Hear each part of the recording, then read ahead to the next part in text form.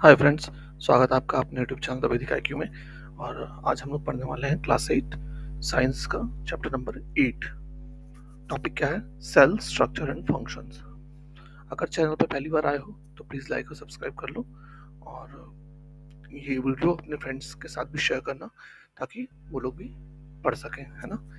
और इससे पहले कि चैप्टर्स अगर आपने नहीं पढ़े हैं तो प्लीज़ हमारे चैनल पे जाएं और वहाँ पे आपका प्लेलिस्ट क्लिक करें और अपनी प्लेलिस्ट सेलेक्ट करके सारे चैप्टर्स देख सकते हो, आप वहाँ से पढ़ सकते हो, है ना।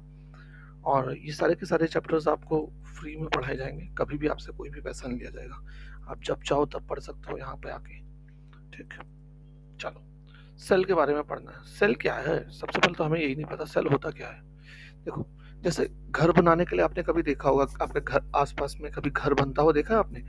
वहाँ पे क्या आती है? ब्रिक्स आती है, ईंटें आती है ना बहुत सारी।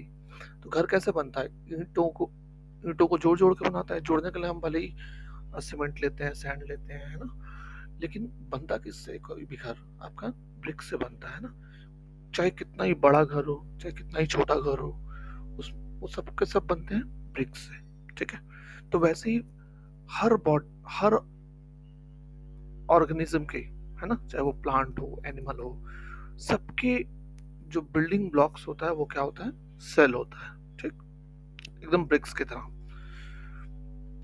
सबसे पहले सेल का किसने डिस्कवर किया था? रॉबर्ट हुक ने डिस्कवर किया था 1665 में। ठीक है, जब वो क्या कर रहे थे, एक कॉर्क को ऑब्जर्व कर रहे थे माइक्रोस्कोप के अंदर। कॉर्क क्या होता है? कॉर्क आपने देखा होगा कभी कभी ना पुरानी बोतलों में। मैं आपको दिखाता हूँ फोटो, है ना, कॉर्क की। बोतलों के ऊपर ना ऐसे लकड़ी का सा रहता है वो इमेजेस। ये देखो, ये रहता है ना ऐसा, आपने देखा हो किसी बोतल के ऊपर लगा हुआ होता है कई बार। ठीक है, तो ये वाला जो है कॉर्क स्टडी कर रहा था, उसको देख रहा था माइक्रोस्कोप के अंडर में, है ना। तो उसने देखा एक छोटे छोटे से, दिख रहे हो आप पार्टीशन से, ये देखो कैसे ये छोटे छोटे से दिख रहे थे उसको ना, अलग अलग कंपार्टमेंट टाइप में बने हुए दिख रहे थे, अलग अलग अलग अलग अलग। तो उसने इसका नाम दे दिया क्या? सेल। ठीक है, उसने इसको नाम दिया सेल का। ठीक है, बट ये क्या थे? डेड थे, है ना। कॉर्क के सेल्स क्या होते हैं? डेड होते हैं। ठीक है, फिर बाद में ऐसे ही लिविंग ऑर्गेनिज्म के सेल्स को देखा गया, बट बहुत बाद में देखा गया, ऑलमोस्ट ऑलमोस्ट 150 ईयर्स के बाद में देखा गया। और जब माइक्रोस्कोप्स और भी ज्यादा पावरफुल बन गए, है ना, तब जाके देखा जा सका। तो सेल को हम क्या बोल सकते हैं? Cell is the basic structural unit, है ना। किसी भी ऑर्गेनिज्म का बेसिक स्ट्रक्चरल यूनिट क्या है? सेल है। बिल्डिंग ब्लॉक्स भी बोल सकते हो आप इसको, है ना, स्ट्रक्चरल यूनिट भी कह सकते हो। तो जैसे ये देखो, सेल्स हैं, ब्रिक्स से बना हुआ है ना, एक दीवार बनती है। वैसे ही आप देखो, ये ओनियन के बाहर के छिलके को अगर आप माइक्रोस्कोप के अंडर में देखोगे तो ये देखो, ये ऐसे रहते हैं, ब्रिक जैसे मिल रही है ना, सेम टू सेम। और ये हर एक ब्रिक जैसा जो दिखने वाला स्ट्रक्चर है, ये अपने आप में सेल है। तो सारे मिलके, सेल्स मिलके क्या बनाते हैं? एक ऑर्गेनिज्म को बनाते हैं। ठीक है, दूसरा सेल आप कौन सा देखते हो रोज अपनी लाइफ में? एग आप देखते हो ना, वो भी एक टाइप का सेल है, वो सिंगल सेल है। ठीक है, यहाँ पे ये क्या है? मल्टी सेल है, बहुत सारे सेल्स है ना, ये कितने सारे सेल्स है। लेकिन जो आप एग देखते हो वो सिंगल सेल है। ठीक है, जिसको देखने के लिए आपको माइक्रोस्कोप भी नहीं चाहिए, है ना। अब दूसरा क्वेश्चन खड़ा होता है, सेल कितने सारे होते हैं, कितने नंबर में होते हैं, किस क्या शेप क्या होती है, साइज कितना होता है उसका, है ना। ये क्वेश्चन भी आ गया। तो किसी भी ऑर्गेनिज्म जो होता है ना, जो भी ऑर्गेनिजम्स होते हैं, चाहे कोई भी हो, आपका चाहे कैट हो, आपका रैट हो, चाहे डॉग हो, ह्यूमन हो, एलिफेंट हो, लॉयन हो, कुछ भी हो, वो मिलियंस ऑफ वो सेल्स के बने हुए होते हैं। मिलियंस ऑफ सेल्स के, मिलियन क्या, बिलियन ट्रिलियन के बने हुए होते हैं। ह्यूमन बॉडी तो ट्रिलियन सेल्स की बनी हुई है। ठीक है, ट्रिलियन कितना होता है? 1 बिलियन होता है 1000 मिलियन के बराबर, और 1 ट्रिलियन होता है 1000 बिलियन के बराबर। तो देख लो, मिलियन से ट्रिलियन कितना बड़ा होता है ना। तो एक human body trillion of cells के बने हुए होते हैं। ये अलग अलग शेप्स के होते हैं। ठीक है, जो ऑर्गेनिज्म सिंगल सेल के बने हुए होते हैं, है ना, वो तो यूनिसेलुलर कहलाएंगे। और जो बहुत सारे सेल्स के बने होंगे, है ना, मोर देन वन सेल के बने होंगे उनको हम क्या बोलेंगे, मल्टी सेलुलर ऑर्गेनिज्म कहते हैं। जो more than one organism cell से बना है उसको हम क्या कहेंगे, मल्टी सेलुलर ऑर्गेनिज्म, है ना।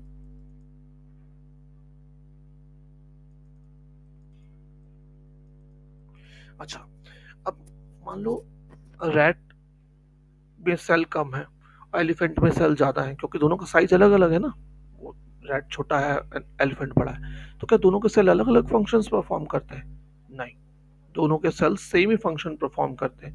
हो सकता है हो भी सेम, बस नंबर अलग हो गए, है ना। नंबर ऑफ सेल्स बड़ा होगा तो बड़ा ज्यादा होगा। अब जैसे आ, हम बड़े हैं, है ना, तो हम में नंबर ऑफ सेल्स ज्यादा है, और जो छोटे बच्चे हैं उनमें नंबर ऑफ सेल्स कम है ना। आप अभी यंग हो तो आप में सेल्स डिवाइड हो रहे हैं, इसीलिए आप क्या होते हो, आपकी लेंथ भी बढ़ रही है ना, आप बड़े हो रहे हो, ठीक है। तो हर ऑर्गेनिज्म जो बड़ा होता है ना, जो मल्टी सेलुलर ऑर्गेनिज्म है वो सिंगल सेल से ही शुरू होता है। वो क्या होता है, उसमें सिंगल सेल फर्टिलाइज होता है, और फर्टिलाइज होने के बाद वो डिवाइड होना शुरू करता है, और डिवाइड होते होते वो बड़ा बनता है, ठीक है। तो हम सब कहीं ना कहीं सिंगल सेल से बने हुए थे, जो पहले फर्टिलाइज हुआ और उसके बाद फिर धीरे धीरे मल्टीप्लाई होने लग गया और मल्टी सेलुलर में बन गया, ठीक है। फिर दूसरी तरफ कौन सा होता है, सिंगल सेल्ड ऑर्गेनिज्म को हम क्या बोलते हैं, यूनिसेलुलर। ऐसे ऑर्गेनिज्म जिनमें सिर्फ एक ही सेल है वो यूनिसेलुलर कहलाएगा, ठीक है। कौन होता है यूनिसेलुलर ऑर्गेनिज्म?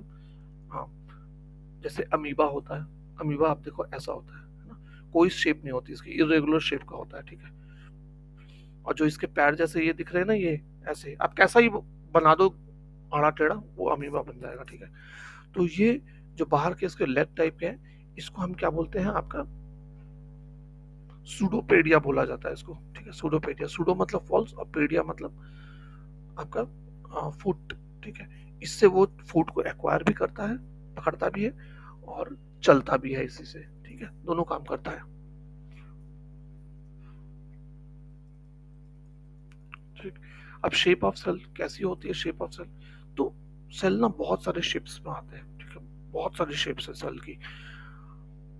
एक हमारी बॉडी में भी WBC होता है, ठीक है, ब्लड में होता है व्हाइट ब्लड सेल।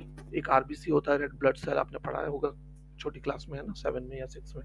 RBC और WBC होता है। तो WBC हमारी बॉडी में एक ऐसा सेल है जो कि क्या करता है, वो भी शेप चेंज कर सकता है, जैसे अमीबा कर सकता है ना शेप चेंज, वैसे ही WBC भी शेप चेंज कर सकता है।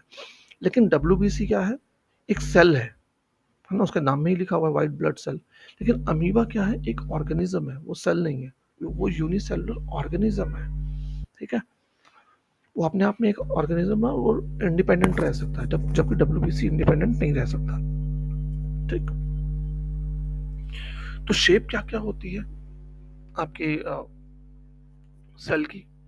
तो शेप आपकी होती है, या तो आपका होगा राउंड होगा, ठीक है, या तो स्फेरिकल होगा, या इलोंगेटेड होगा, ठीक, ऐसा लंबा लंबा सा होगा। राउंड स्फेरिकल होगा या इलोंगेटेड होगा, लंबे होंगे, ठीक है। अब देखो आप, ब्लड सेल्स कैसे होते हैं, आपके राउंड शेप के होते हैं, है ना। मसल के सेल्स कैसे होते हैं, ऐसे इलोंगेटेड होते हैं, है ना। स्पाइन नर्व का सेल्स, मतलब आपके ब्रेन का सेल जो होता है वो कैसा होता है, ऐसे लंबे लंबे होते हैं। ये इतना इलोंगेटेड क्यों है? और उसमें देखो आप बहुत सारे लास्ट में ब्रांचेस सी हैं, क्यों? क्योंकि ये एक तरफ से रिसीव करता है, दूसरी तरफ ट्रांसमिट करता रहता है मैसेजेस, है ना, नर्व सेल, इसलिए ये इस तरीके का है, ब्रांच टाइप का। और करता क्या है, ये हेल्प करता है आपका कंट्रोल और कोऑर्डिनेशन में in different parts of the body, है ना। अगर आप अपना हाथ हिला रहे हो तो कैसे हिला पा रहे हो, जब आपका दिमाग से सिग्नल जा रहा है ना, बॉडी सिग्नल दे, दिमाग आपका सिग्नल देता है हैंड को, है ना, हैंड के मसल्स को कि इसको यहाँ ले जाओ वहां ले जाओ, तब आप कर पाते हो, है ना। आप सोचते नहीं हो, लेकिन इतनी तेजी से होता है कि हमें पता ही नहीं चलता, ठीक है।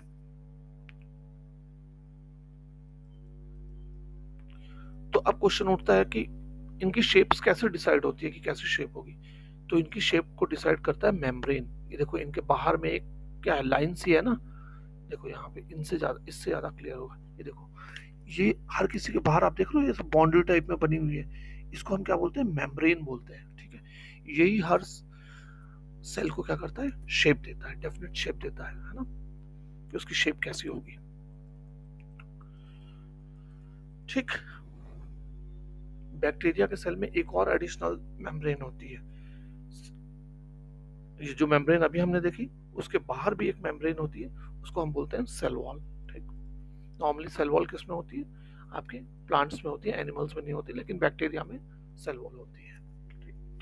साइज ऑफ द सेल कितना होता है भाई? साइज, चलो शेप तो हमने पढ़ लिया कि राउंड होता है और आपका एलोंगेटेड होता है ना, स्फेरिकल होता है, लेकिन साइज कितना होता है इसका? तो साइज इसका हो सकता है कि 1 मीटर का 1/मिलियंथ ऑफ अ मीटर हो, है ना, मतलब माइक्रोन हो। माइक्रोन, अभी आपने कैसे बोलूं, 1 सेंटीमीटर कितना छोटा होता है, उसका भी आप सोचो 1/1000 टाइम, है ना, इतना छोटा होता है उसका भी। ठीक है, 10⁻⁻⁶ के बराबर। आपका बाल का डायमीटर देखो कितना पतला है, उससे भी छोटे छोटे होते हैं। ठीक है, लेकिन कुछ क्या होते हैं, बड़े भी होते हैं, ठीक, सेंटीमीटर में भी होते हैं, जो हम देख सकते हैं। ठीक है, तो स्मॉलेस्ट सेल किसका है? बैक्टीरिया का है, 0.1 to 0.5 माइक्रोमीटर। ये आपको याद रखने हैं ना चीजें। देखो ये अब जो आप पढ़ रहे हो ना, ये बायोलॉजी है, हाँ, बायोलॉजी के पार्ट में। तो बायोलॉजी में बहुत सारी चीजें आपको याद करनी पड़ती है, बहुत सारे टर्म्स आपको याद रखनी पड़ती है ना, और बहुत सारे आप नए वर्ड सीखोगे बायोलॉजी में। तो बायोलॉजी कहीं ना कहीं आपको बहुत ज़्यादा याद रखना पड़ता है। ठीक है, साइंस में, बायोलॉजी में बहुत याद रखना पड़ता है। तो स्मॉलेस्ट सेल का साइज क्या रहता है? 0.1 to 0.5 माइक्रोमीटर, जो किसमें होता है? बैक्टीरिया में। ठीक है, और लार्जेस्ट सेल किसका होता है? ऑस्ट्रिच का एग होता है, कितना? 170 mm इंटू 130 mm। ठीक है, अब यहाँ पे एक बात और बता रहा है कि size of the cells has no relation with the size of the body of the animals. ठीक है, रैट और एलिफेंट दोनों के सेल हो सकता है एक जैसे हो, है ना, बॉडी के साइज से कोई फर्क नहीं पड़ता कि सेल कैसा हो सकता है इसका सेल भी उतना ही बड़ा हो और रैट का सेल भी उतना ही बड़ा हो जितना एलिफेंट का हो, है ना। तो आप नहीं कह सकते। आप एग्जांपल भी दे रखा है, जैसे नर्व सेल है एलिफेंट और रैट में, दोनों लॉन्ग और ब्रांच्ड होते हैं। ठीक है, और परफॉर्म भी सेम ही फंक्शन करते हैं, ट्रांसफरिंग ऑफ मैसेजेस। ठीक, अब हम पढ़ेंगे सेल के अंदर का स्ट्रक्चर और वो क्या क्या फंक्शन करते हैं, ये पढ़ेंगे अब हम। बहुत ही इंपॉर्टेंट चैप्टर का पार्ट आ गया। अब देखो हमने क्या पढ़ा, एक ऑर्गेनिज्म में सबसे छोटा जो होता है वो सेल का बना हुआ होता है, ऑर्गेनिज्म, है ना। बट इसमें भी थोड़ा सा एक चीज और है, सेल कंबाइन करके बनते हैं टिश्यूज। ठीक है, फिर टिश्यूज कंबाइन करके बनते हैं ऑर्गन्स। ठीक है, जैसे आपका हार्ट एक ऑर्गन है ना, उसको क्या बोलेंगे हम? ऑर्गन बोलेंगे। और वो किसका पार्ट है? एक सिस्टम का पार्ट है। कौन से सिस्टम का पार्ट है? वो आपका है सर्कुलेटरी सिस्टम का पार्ट है ना, वो ब्लड को सर्कुलेट करता है।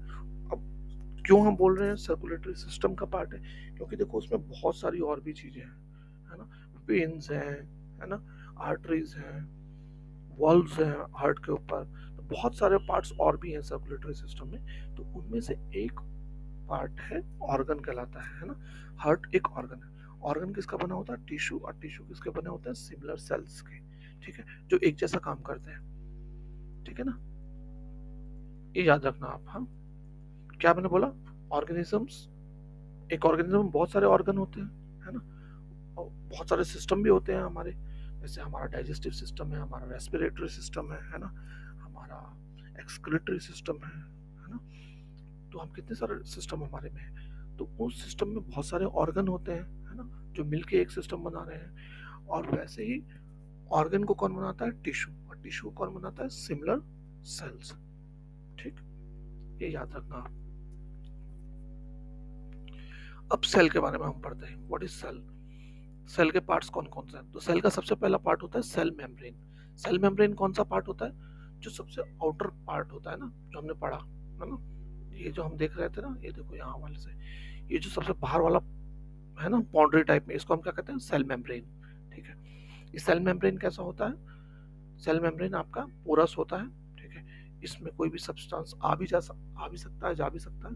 ठीक है, और इसके अंदर होता है साइटोप्लाज्म और न्यूक्लियस। यहाँ देखो ये वाले में सबसे बाहर में क्या है? Cell membrane. इसके अंदर जो ये स्काई ब्लू कलर से दिख रहा है, इसको हम कहते हैं साइटोप्लाज्म। ये जेली टाइप का सब्सटेंस होता है, ठीक। और उसके अंदर में क्या है, ये डार्क ब्लू आपको दिख रहा है, ये न्यूक्लियस है, ठीक। तो सेल मेम्ब्रेन के अंदर साइटोप्लाज्म, साइटोप्लाज्म के अंदर न्यूक्लियस, ठीक। और सेल मेम्ब्रेन कैसा होता है, पोरस होता है, अलाउ करता है मटेरियल्स को movement of substance in and out, ठीक। ठीक है।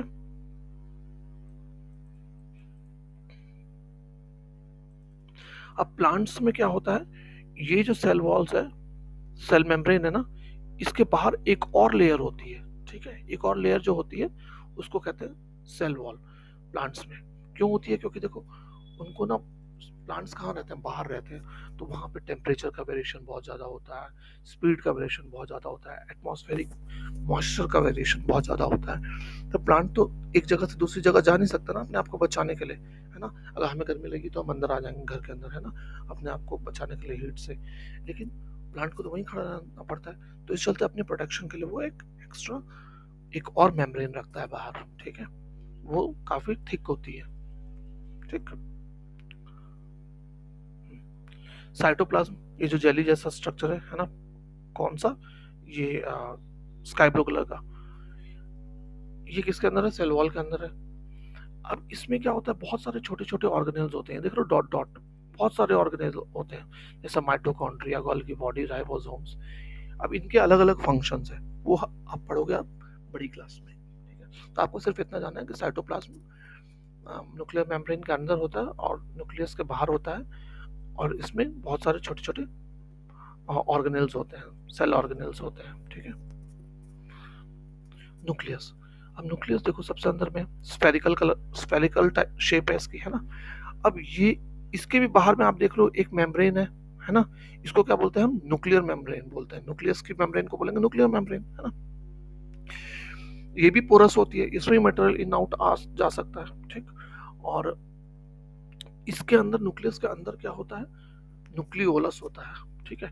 और न्यूक्लियोलस के अंदर में होता है आपका थ्रेड लाइक स्ट्रक्चर्स, क्रोमोसोम, ठीक। ठीक है ना। क्या बोला मैंने, न्यूक्लियस है, न्यूक्लियस के बाहर क्या है, न्यूक्लियर मेम्ब्रेन है। अब न्यूक्लियस में भी तो कुछ तो होगा, तो न्यूक्लियस के अंदर में होते हैं क्रोमोसोम, वो कैसे होते हैं, थ्रेड जैसे होते हैं, पतले पतले थ्रेड से होते हैं। अब थ्रेड, थ्रेड में क्या होता है, थ्रेड में होते हैं जीन्स, ठीक है। थ्रेड में क्या होते हैं, जीन्स। थ्रेड, थ्रेड जैसे जो स्ट्रक्चर है उनको हम क्या बोल रहे हैं, क्रोमोसोम। और उन क्रोमोसोम में क्या होता है, कुछ तो होगा ना। क्रोमोसोम क्या लेके घूम रहे हैं, वो लेके घूम रहे हैं अपने अंदर जीन्स, ठीक। वो जीन्स कैसे ट्रांसफर, वो जीन्स क्या होते हैं, जब पेरेंट्स, आप देखो आपके पेरेंट्स से आप मिलते जुलते हो ना, किसी का हो सकता है चेहरा उनके मम्मी से मिलता है या पापा से मिलता है ना। क्यों मिलता है, क्यों, जीन्स की वजह से, ठीक है। या फिर आ, हो सकता है किसी के बाल पापा जैसे हो, घुंघरैले, है ना। या फिर कुछ हाइट हो सकती है पापा जैसे हो, या मम्मी ऐसी हाइट हो, है ना। डिपेंड करता है, तो कुछ ना कुछ कैरेक्टरिस्टिक पेरेंट्स के उनके बच्चों में कैसे जाते हैं, वाया जीन्स जाते हैं, ठीक है।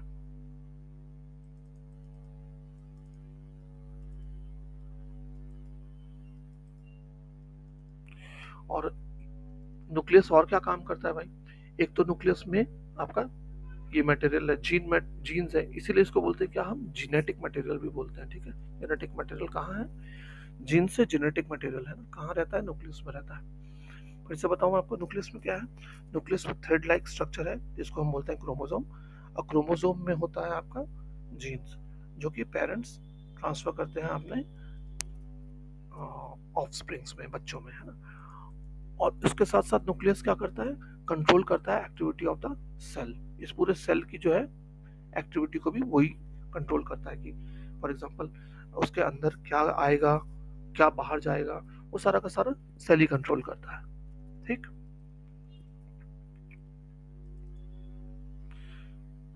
अब देखो साइटोप्लाज्म प्लस न्यूक्लियस को, अगर इन दोनों को हम जोड़ दें तो उसको हम क्या बोलेंगे, प्रोटोप्लाज्म कहेंगे, ठीक।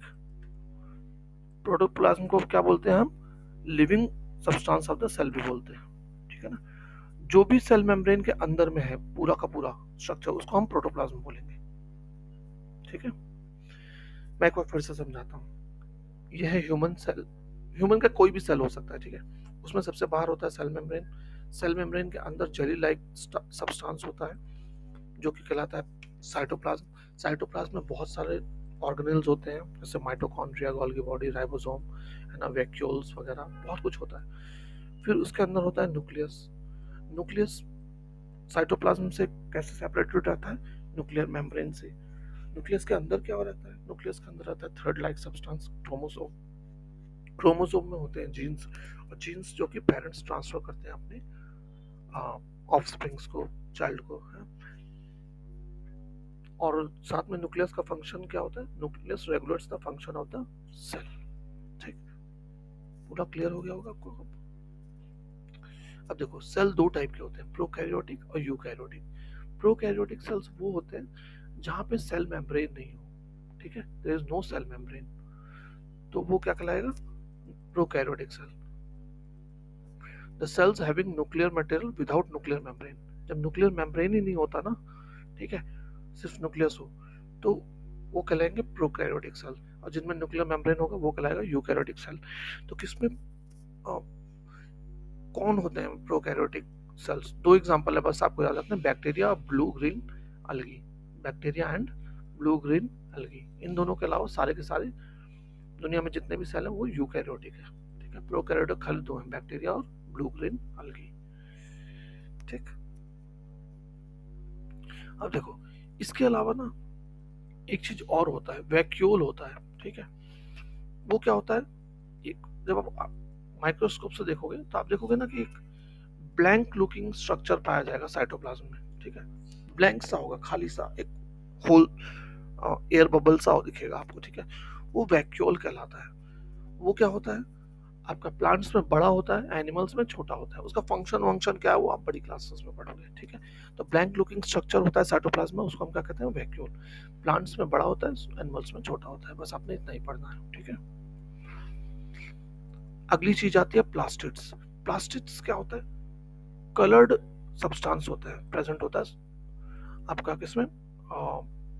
एनिमल के साइटोप्लाज्म, सॉरी, प्लांट के साइटोप्लाज्म में। ठीक है, कलर्ड सब्सटेंसेस होते हैं जो साइटोप्लाज्म में रहते हैं। ये देख लो, हरे हरे रंग के, जो अगर वो ग्रीन कलर का होगा, ठीक है, तो उसको हम क्या कहेंगे? क्लोरोप्लास्ट बोलेंगे। ठीक, और क्लोरोप्लास्ट के अंदर ही होता है आपका क्लोरोफिल। ठीक, और क्लोरोफिल किस काम आता है आपको पता है? फोटोसिंथेसिस के काम आता है ना? तो आप देखो, क्लोरोप्लास्ट के अंदर, ये साइटोप्लाज्म के अंदर ऐसे सब्सटेंस हैं जो कि कलर्ड होंगे, और ग्रीन कलर्ड अगर होगा तो उसको हम बोलेंगे क्लोरोप्लास्ट। उसमें होता है, क्लोरोप्लास्ट के अंदर होता है क्या? क्लोरोफिल, जो हेल्प करता है लीव्स को फोटोसिंथेसिस में। ठीक, अब कंपेयर करें अगर हम प्लांट सेल और एनिमल सेल का, यहाँ देखो, प्लांट सेल, एनिमल सेल, क्या क्या होता है? ये पार्ट्स हैं, उसके कंपोनेंट्स हैं, है ना, और ये प्रेजेंट है नहीं है वो आपको लिखना है। सेल मेम्ब्रेन दोनों में ही होते हैं, प्लांट में भी एनिमल में भी। सेल वॉल प्लांट सेल में तो होता है, एनिमल सेल में नहीं होता है ना, हमने पढ़ा था। न्यूक्लियस दोनों में प्रेजेंट होते हैं, है ना। न्यूक्लियर मेम्ब्रेन दोनों में प्रेजेंट होंगे। साइटोप्लाज्म दोनों में प्रेजेंट होंगे। प्लास्टिड, प्लास्टिड आपका प्लांट में तो होता है लेकिन एनिमल में नहीं होता है ना, तो प्लांट सेल में प्रेजेंट, यहाँ पे एब्सेंट। ठीक, वैक्यूल, वैक्यूल कैसा होता है? प्लांट सेल में आपका लार्ज होता है, एनिमल सेल में आपका स्मॉल होता है। ठीक, अब इनके फंक्शंस बहुत सारे हैं जो आप आगे चल के ना बड़ी क्लास में पढ़ोगे बहुत डिटेल में इनके फंक्शंस को। ठीक, फिलहाल आपको इतना ही पढ़ना था, और मैंने पूरी कोशिश की है आपको डिटेल में बताने की, जितना आपकी बुक में दिया हुआ है। कुछ एक एक्सपेरिमेंट्स दे रखे हैं, आई होप वो होते भी नहीं है क्लास में, कराए भी नहीं जाएंगे आपको भी, तो वो पढ़ना भी बेकार है। जो पढ़ना था वो मैं आपने आपको बता दिया। ठीक, दो बार, एक से दो बार चैप्टर सुन लेना। ठीक है, मैं समझ सकता हूँ एक ही बार में हो सकता है चीज़ें नहीं समझ में आए, लेकिन आप दो तीन बार सुनोगे तो आपको चीज़ें पूरी क्लियर हो जाएगी, सब का सब आपको समझ में आ जाएगी क्या पढ़ना है इस चैप्टर में। बहुत आसान चैप्टर है, हाँ, लेकिन थोड़ा ध्यान रखना है क्योंकि ये बेस है। यहाँ के बाद आप आगे जैसे जैसे क्लास में पढ़ोगे यही चीज़ पढ़नी है बार बार बार बार बार बार, और हर बार थोड़ा थोड़ा सा एडिशन होता रहेगा। ठीक है, तो मिलते हैं अगले वीडियो में आपसे। Thanks for watching. जय हिंद।